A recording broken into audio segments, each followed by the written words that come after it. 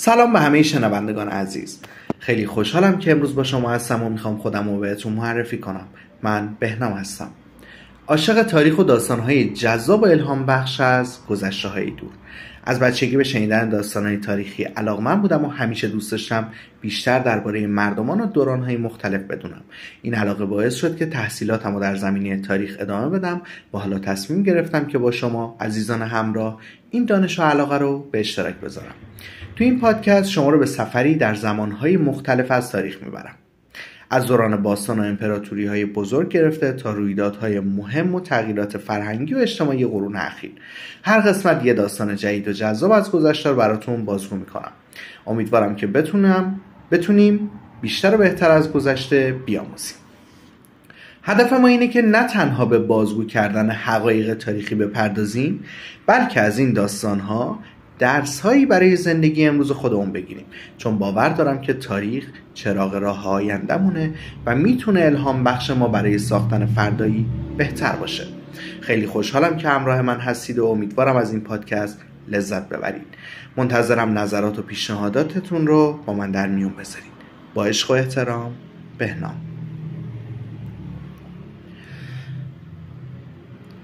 بیاین راجع به کوروش کبیر صحبت کنیم.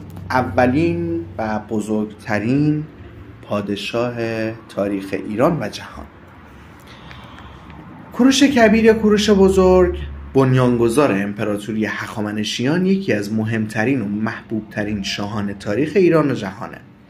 اون در حدود سال 600 پیش از میلاد در شهر انشان به دنیا آمد. والدین اون کمبوجیه یکم شاه انشان و ماندانا دختر آستیاگ بود. آستیاگ چهارمین و آخرین پادشاه مادها بود. از دوران کودکی کوروش با مفاهیم رهبری و سیاست به خوبی آشنا شد.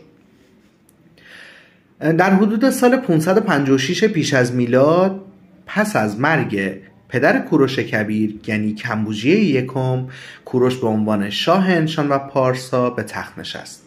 اون به تدریج با اتحاد قبایل مختلف پارسی و مادها قدرت خود رو مستحکم تر کرد. یکی از اقدامات اولیه کوروش شورش علیه پدر بزرگش آستیاگ بود. با پیروزی در این شورش، کوروش توانست قدرت مادها رو به دست بگیره و پایه‌های امپراتوری هخامنشیان رو بنا کنه. یکی از اقدامات مهم کوروش در طول حکومتش میتونیم به فتح بابل اشاره کنیم. یکی از بزرگترین دستاوردهای کوروش فتح بابل در سال 539 پیش از میلاد بود. اون بدون نبرد عمده وارد بابل شد و شهر بابل رو به دست گرفت. کوروش با سیاست تسامح و تحمل، آزادی ادیان و بازگشت یهودیان به سرزمیناشون تو دل مردم جایگاه ویژه‌ای به دست آورد. استوانه کوروش که از این دوره به جا مونده به عنوان اولین منشور حقوق بشر شناخته میشه.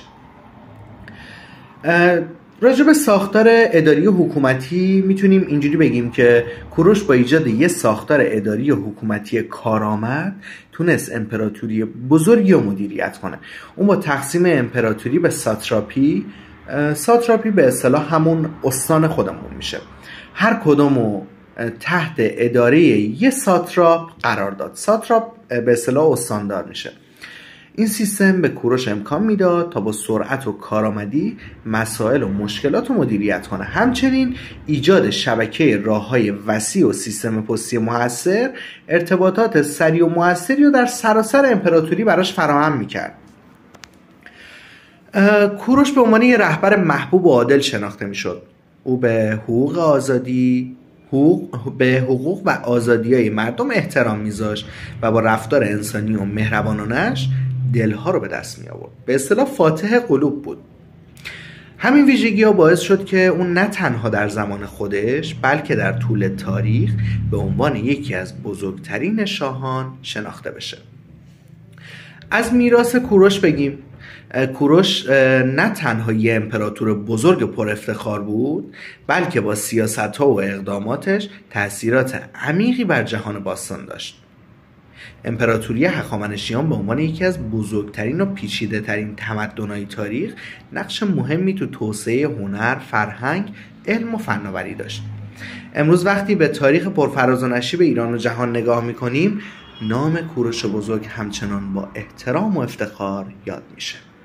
او با ایجاد یک امپراتوری بزرگ پایه‌گذار اصولی شد که تا به امروز تو همه فرهنگ‌ها و تمدن‌ها به جا مونده. داستان زندگی و دستاوردهای کوروش همچنان الهام بخش رهبران و مردمیه که به دنبال عدالت، آزادی و صلح هستند. امیدوارم از این سفر در زمان و آشنایی با یکی از بزرگترین رهبران تاریخ لذت برده باشید.